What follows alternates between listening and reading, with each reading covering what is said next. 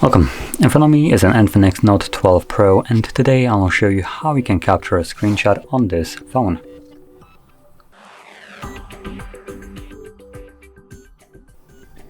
Now to get started, you want to open up content that you wish to capture. I'll be using just the home screen as an example, so for me it's already open and visible. But once you have your content open and visible, simply press volume down and power key at the same time. You'll have the sound. It gives us also a quick notification that we can do the same thing instead of holding the buttons. We can use 3-finger swipe down, so that's nice to know. So just to test that, whoops. There we go. As you can see, same result. Now once you have captured your screenshots, you can find them in your Photos application. And you can see there are the 2 photos that I have captured. So there we go.